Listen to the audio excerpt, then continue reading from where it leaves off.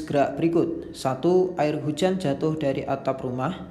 2. Bola sepak menggelinding di atas rumput. 3. Buah kelapa jatuh dari pohon. 4. Batu dilempar lurus ke atas. Yang termasuk gerak lurus dipercepat adalah yang mana? Baik, sebelum kita tahu ya yang mana termasuk gerak lurus dipercepat atau biasanya ditulis dengan gerak lurus berubah beraturan ya, GLBB. Nah, kita harus paham ciri-cirinya. Nah, ciri-cirinya gerak lurus dipercepat ya. Gerak lurus dipercepat, saya tulis begitu saja. Karena yang diminta hanya yang dipercepat ya. Gerak lurus dipercepat. Nah, berarti kecepatannya nanti akan semakin bertambah.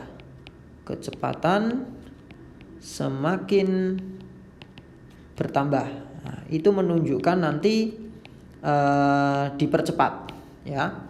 Kemudian ya, percepatannya itu konstan. Percepatan konstan.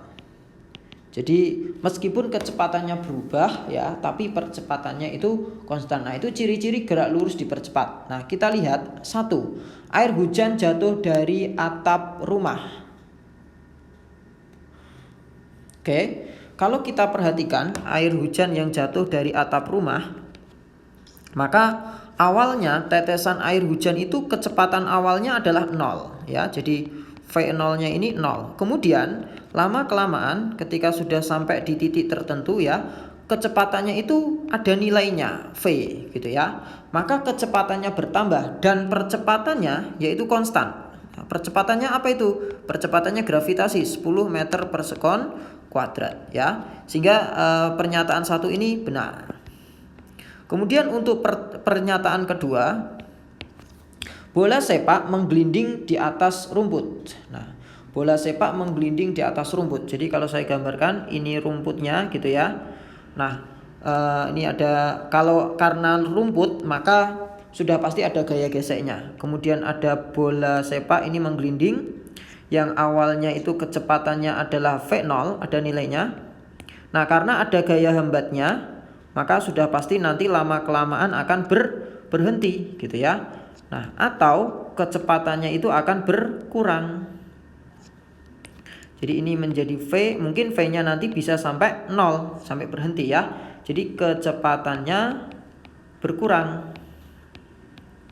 Jadi bukan dipercepat lagi, tapi diperlambat ya. Sehingga yang nomor 2 ini salah. Nomor 3, buah kelapa jatuh dari pohonnya. Nah, ini hampir sama kasusnya seperti air hujan ya. Ketika jatuh dari pohonnya, kecepatan awalnya itu 0. Kemudian semakin ke bawah, kecepatannya akan semakin tinggi ya. Nah, sehingga kecepatannya itu bertambah. Nah, percepatannya sama terus, yaitu percepatan gravitasi 10 meter per sekon kuadrat. Sehingga pernyataan 3 ini benar ya.